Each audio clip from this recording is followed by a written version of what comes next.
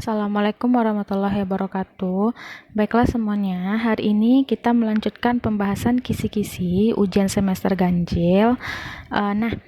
Hari ini kita akan membahas mengenai konsep diferensiasi sosial, yang mana menurut Surjono Sukanto, diferensiasi sosial merupakan bentuk variasi profesi kerja dalam masyarakat yang dianggap sebagai sebuah prestis tanpa memberikan perbedaan-perbedaan yang nyata.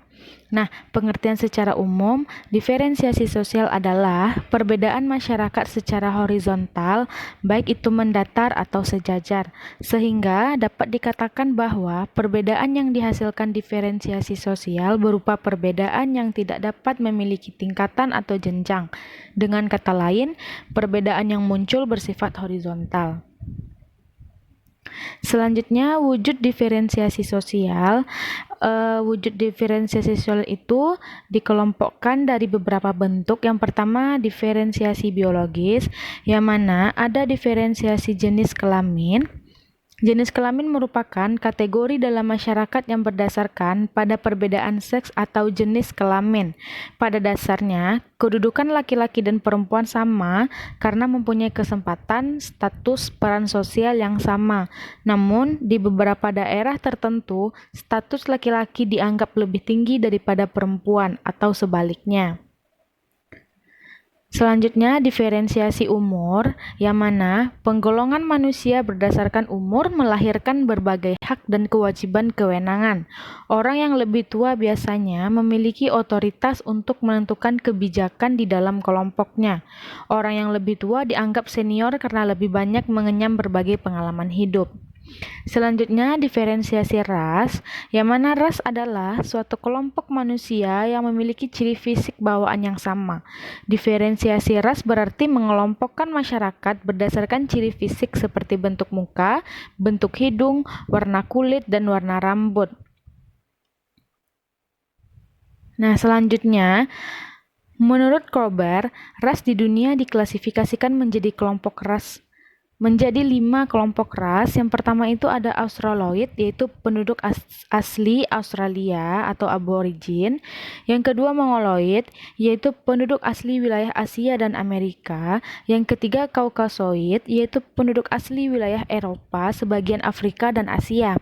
Yang keempat Negroid, yaitu penduduk asli wilayah Afrika dan sebagian Asia. Nah, yang kelima ada ras-ras khusus, yaitu ras yang tidak dapat diklasifikasikan dalam keempat ras pokok. Antara lain itu ada Basman atau penduduk di daerah gurun Kalahari, Afrika Selatan. Yang kedua ada Vedoid, penduduk di daerah pedalaman Sri Lanka dan Sulawesi Selatan. Yang ketiga ada Polinesian, kepulauan Mikronesia dan Polinesia. Yang terakhir ada Ainu atau penduduk di daerah Pulau Karafuto dan Hokkaido, Jepang. Nah, sedangkan menurut Linton, dia mengklasifikasikan 3 ras utama di dunia. Yang pertama ada Mongoloid, dengan ciri-cirinya kulit sawo matang, rambut lurus, bulu badan sedikit, mata sipit, penduduk terutama Asia Mongoloid. Nah, yang kedua ada Caucasoid, ciri-cirinya yaitu hidung mancung, kulit putih, rambut pirang sampai coklat kehitam-hitaman, dan kelopak mata lurus. Selanjutnya Negroid, ciri-cirinya berambut keriting, kulit hitam, bibir tebal, dan kelopak mata lurus.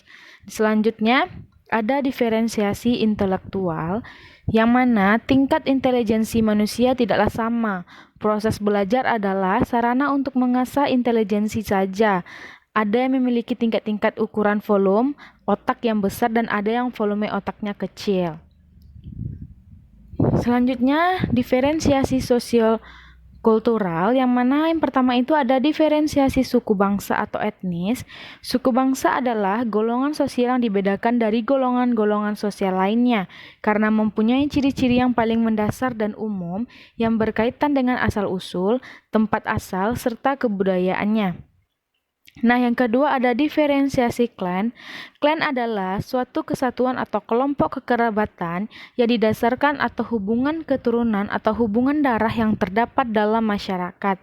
Dalam sistem kekerabatan dikenal 2 hubungan. Yang pertama ada patrilineal dan matrilineal.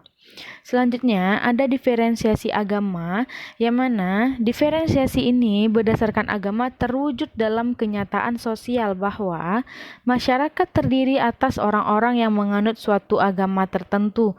Berdasarkan kepercayaan yang diyakini, di Indonesia kita mengenal agama Islam, Kristen, Hindu, Buddha, dan Konghucu. Selanjutnya, diferensiasi profesi. Apa itu diferensiasi profesi? Itu adalah penggolongan masyarakat berdasarkan profesinya. Dari penggolongan tersebut, maka kita dapat melihat kelompok masyarakat yang berprofesi sebagai guru, tentara, pegawai negeri, polisi, dan lain-lain. Selanjutnya, kita akan bahas mengenai stratifikasi sosial.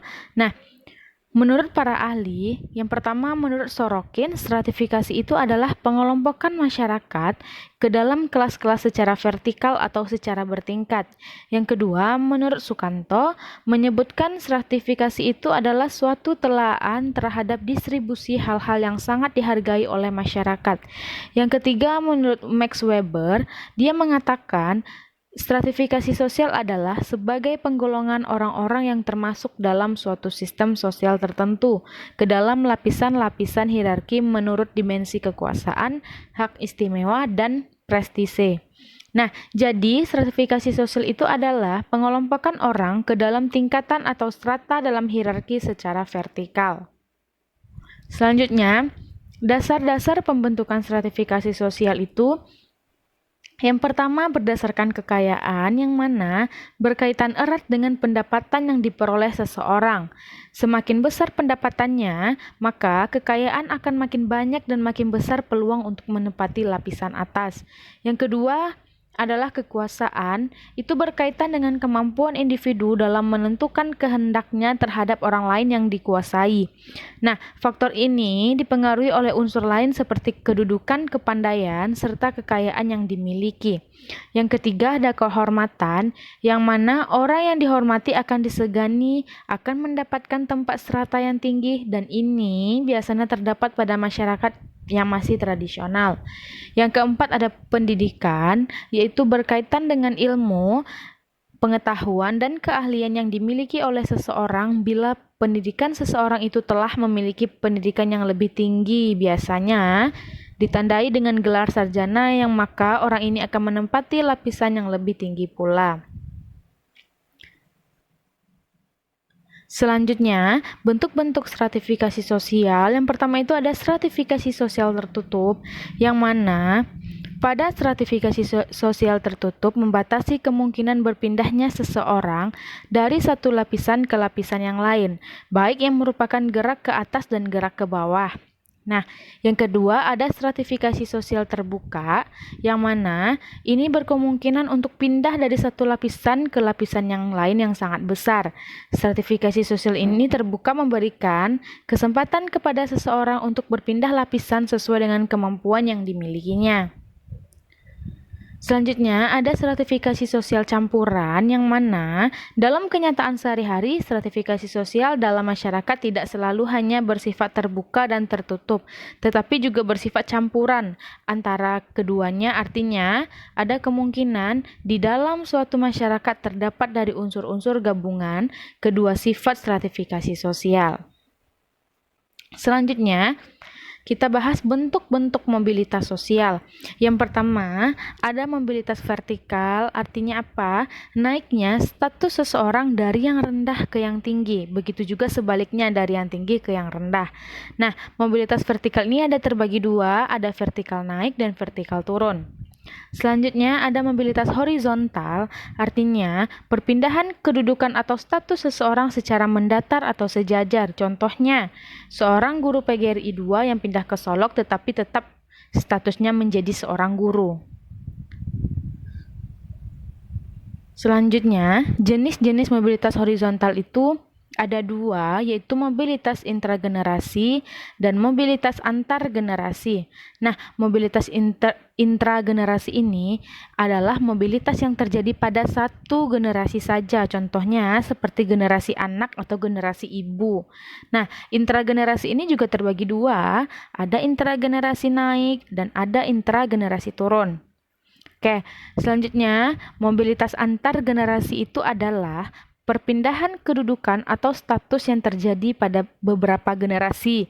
Lebih dari satu generasi, bisa 2 generasi atau 3 generasi.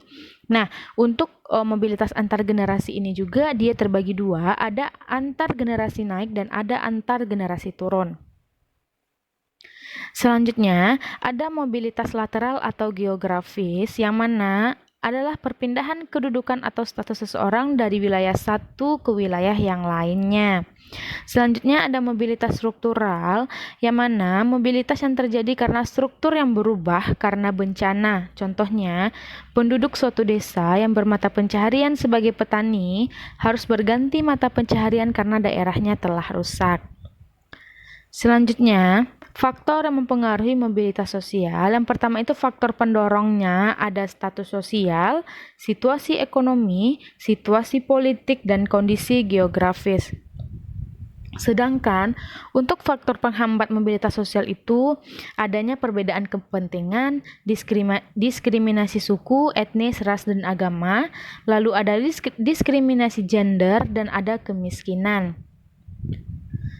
Nah, selanjutnya saluran-saluran mobilitas sosial itu ada yang pertama ada angkatan bersenjata, yang mana dia memiliki garis komando yang tegas.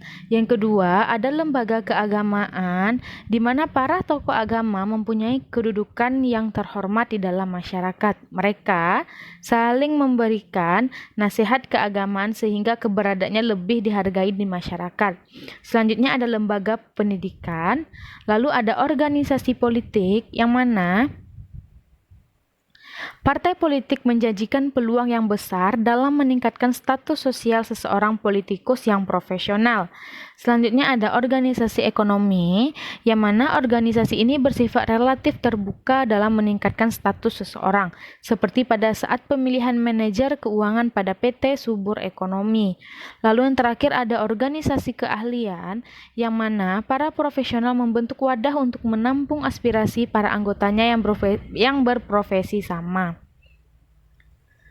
Lalu kita akan membahas bentuk-bentuk kesetaraan. Yang pertama itu ada kesetaraan hukum, yang kedua kesetaraan politik, yang ketiga ada kesetaraan sosial, yang keempat ada kesetaraan ekonomi, dan yang kelima ada kesetaraan moral.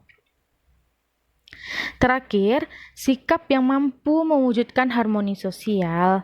Nah, untuk menciptakan kondisi yang harmonis pada masyarakat yang beragam atau heterogen tidaklah mudah, karena setiap kelompok memiliki budaya sendiri. Nah, penciptaan harmoni di masyarakat sebetulnya tergantung dari sikap dan perilaku kita sebagai warga masyarakat.